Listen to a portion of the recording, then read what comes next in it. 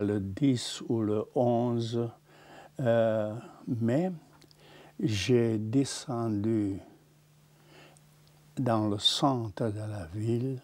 Ce que j'ai vu, la première chose que j'ai vue, c'était un homme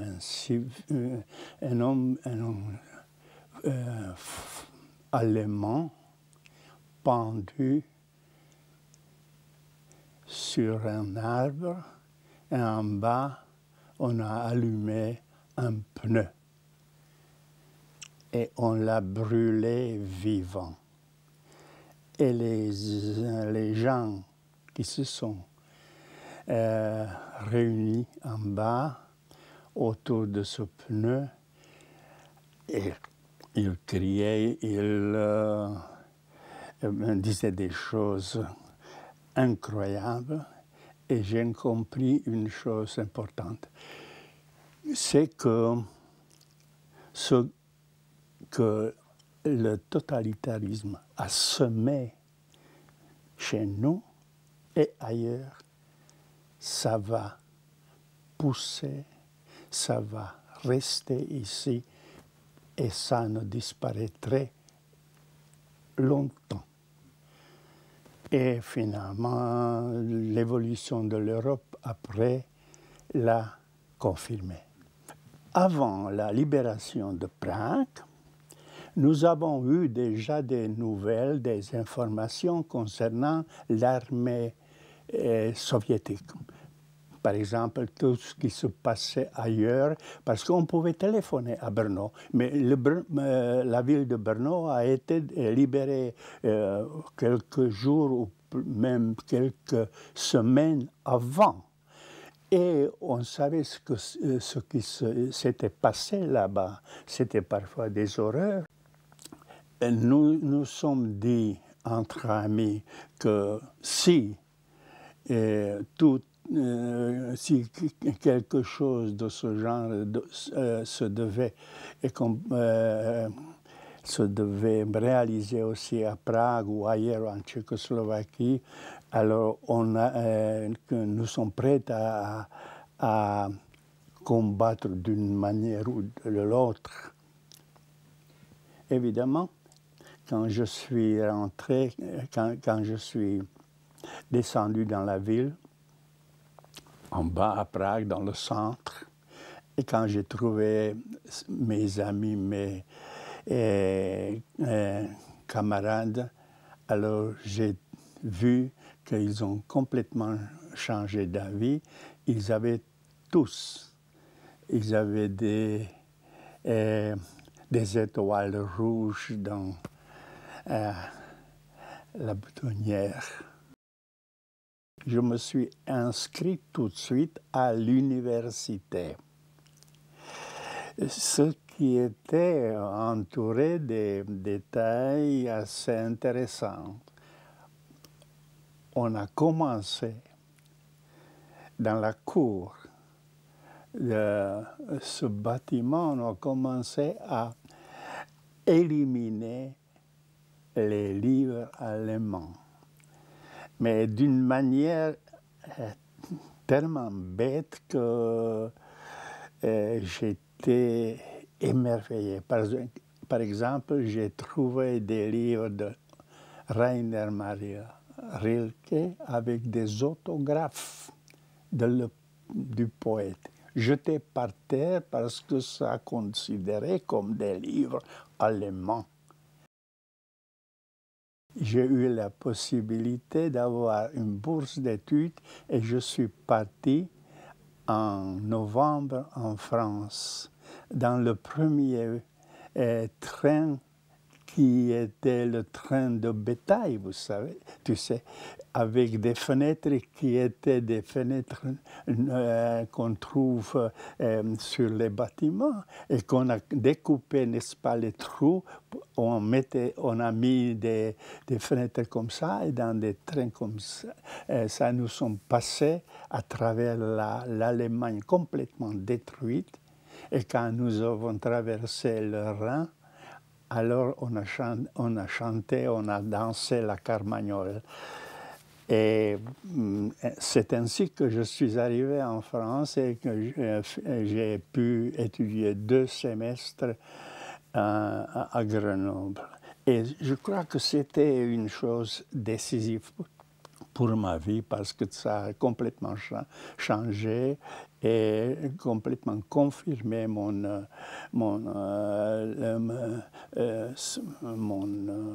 décision de s'occuper de la littérature et, disons, de l'art. Nous voulions demander le renouvellement de cette bourse d'études, mais c'était impossible à cause de ma femme qui était enceinte et attendait un bébé.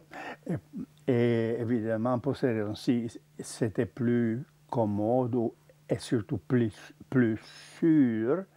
Et nous sommes rentrés avec une idée de rentrer en France aussitôt que possible. Et évidemment, cette possibilité a disparu en 1948. Mais à cette époque, j'étais déjà... Je travaillais dans une maison d'édition, j'étais le rédacteur en chef, mais aussi celui qui préparait, qui était obligé, et je le faisais avec plaisir, et emballer les paquets pour avec des livres, parce que j'ai fait tout. J'étais le seul employé de la maison, et c'était une expérience assez intéressante. Mais c'était une maison privée. J'ai appris le métier de livre à partir de zéro, ce qui était très utile après. Et quand on a commencé à faire les publications de Samizdat. J'étais un des seuls, des rares jeunes auteurs qui parlaient le français. Et c'était, à cette occasion, j'ai pu rencontrer Pierre-Emmanuel, le poète français devenu académicien, qui, à cette époque, terminé son tour des pays socialistes, des démocratie populaire. Il avait visité Hongrie, Yougoslavie et surtout Roumanie. Et c'était vraiment pour lui un choc. Et moi, je parlais librement. Et je lui disais tout ce qui se passait, ce que je voyais autour de moi. À cette époque, la censure et autocensure surtout n'existaient pas. D'ailleurs, je ne pratiquais jamais l'autocensure. Je me sentais libre, même dans les pires années du régime des années 50, je ne me autocensurais. Bon, alors je lui ai dit certaines choses qui, je crois, qu'il considérait comme importantes.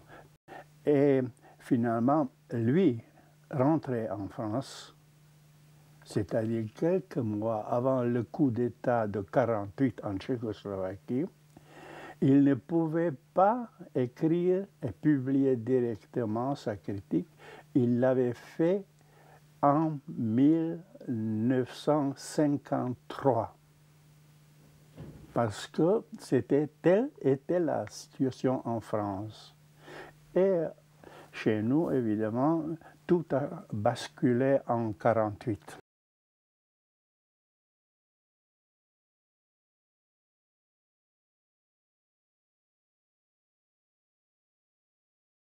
Pour nous, pour des gens comme moi, c'était pas une catastrophe, mais un changement qui a complètement bouleversé notre vie.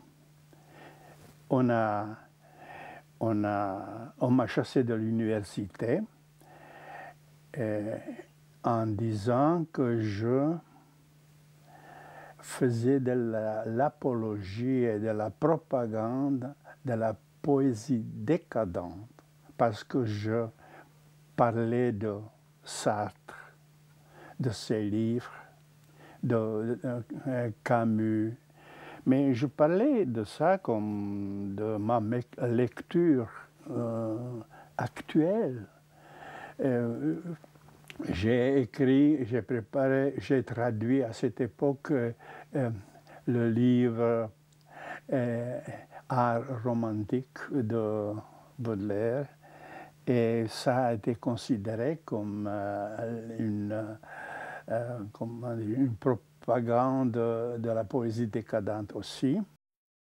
Je ne pouvais plus travailler dans la maison d'édition, cette petite entreprise qui publiait une cinquantaine ou une centaine de livres, ça a été interdit. Et la seule possibilité à cette époque pour moi, c'était de travailler en tant qu'écrivain libre. Et c'était grâce à mes traductions. J'ai commencé avec la poésie populaire russe et ukrainienne qui était à l'origine d'un changement de ma situation sociale, parce que la nouvelle Union des écrivains m'a accepté en tant que traducteur en disant que je me suis débarrassé de cette idéologie existentialiste en me tournant vers la poésie populaire. Ce qui était assez drôle, parce que s'il y a quelque chose qui est complètement existentiel, c'est la poésie populaire qui, avec les contes populaires, qui donne l'archétype de l'existence de l'homme, n'est-ce pas? Cette traduction en tant qu'éducation vers la poésie pouvait servir à d'autres fins. C'est-à-dire que au moment où on ne pouvait pas parler ou écrire sur certains thèmes et utiliser certaines formes d'expression dans notre langue, en tant qu'écrivain libre qui parle de ce qu'il veut, on pouvait introduire dans notre littérature, à travers une traduction, des œuvres qui étaient modernes, qui étaient écrites d'une manière avec des formes qui n'existaient pas en tchèque. Par exemple, le monologue intérieur, etc., ou la poésie en vers libre, ou d'autres choses, on pouvait l'introduire à travers la traduction. Et la censure officielle les faisait accepter ça, laisser passer des choses comme ça, parce que même s'il s'agissait d'un livre, disons, assez critique, alors on pouvait dire, ou on pouvait considérer cette critique comme une critique d'un monde qui n'est pas le nôtre. C'est le monde de l'Ouest, c'est le monde du monde, c'est la critique d'un monde capitaliste, etc., etc. Mais tous les lecteurs un peu avertis ont tout de suite compris que cette critique est valable même pour notre pays. Et j'étais exclu parce que j'ai, dans une altercation comme ça, dans les bureaux de l'Union des écrivains, j'ai dit, est-ce que la carte de parti garantit un caractère et la vérité? Seulement ça. À cause de ça, j'étais exclu. J'ai protesté, mais finalement, je n'ai pas réussi à être réintégré. Pendant 3 ou 4 ans, j'étais privé des droits civiques, pratiquement, parce qu'on m'a retiré l'assurance sociale, etc. C'était vraiment très difficile pour nous et pour toute la famille. En 1963, c'était le congrès plénière de l'Union des écrivains, 3e, et j'ai présenté une plainte, pour ainsi dire. J'étais réhabilité. C'est-à-dire à cause de mon obstination à nouveau, parce que quelques semaines avant cette réunion avec ce congrès, on m'a proposé de me réintégrer. J'ai dit non, je veux que ce soit décidé au moment de cette réunion, ce congrès, ce qui était d'après les règles, d'après le statut de cette union des écrivains. Bon, j'ai été réintégré, devenu écrivain.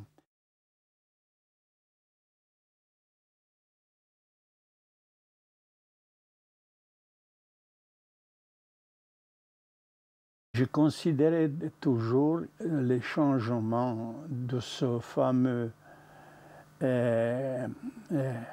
printemps de Prague comme une révolution de palais. C'était, on voulait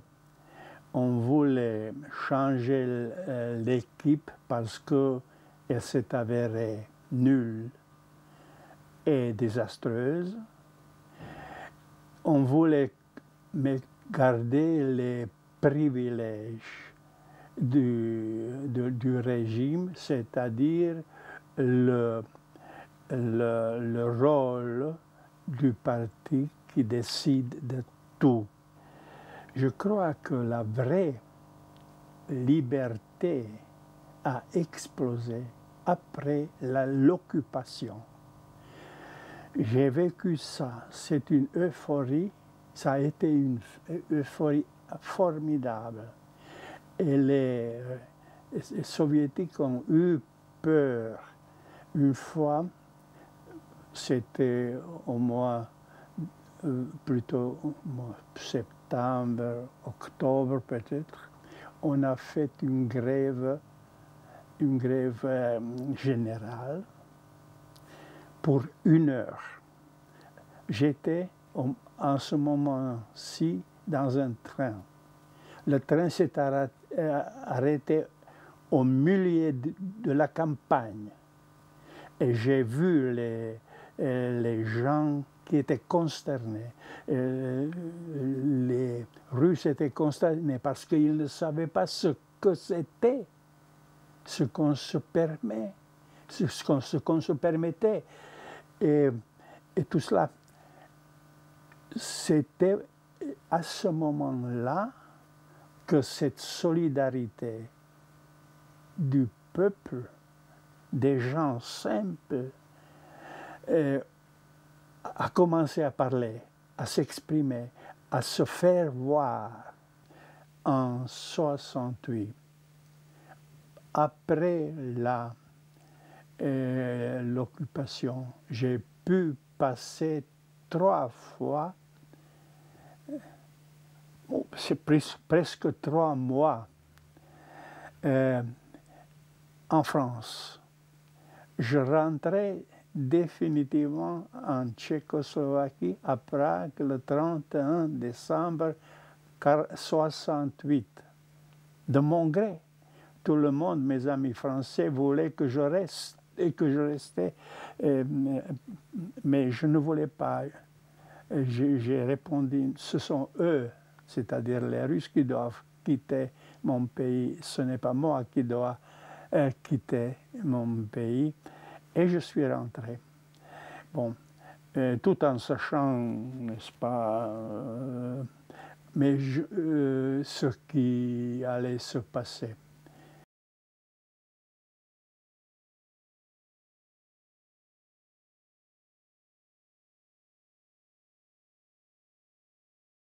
À cette époque, je ne pouvais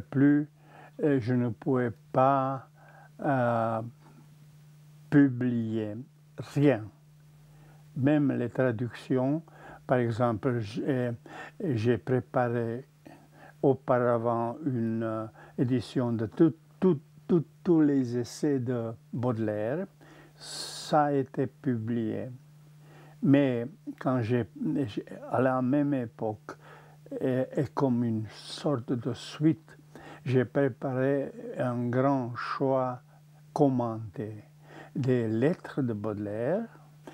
Et bon, ça a été interdit, la traduction des poèmes d'Henri Michaud, ça a été interdit, la traduction des poèmes Eugenio Montale, l'italien, qui allait avoir son prix Nobel après. Ça a été interdit et d'autres choses encore. Après quelques hésitations, nous avons commencé avec la publication de certains textes en samizdat. À la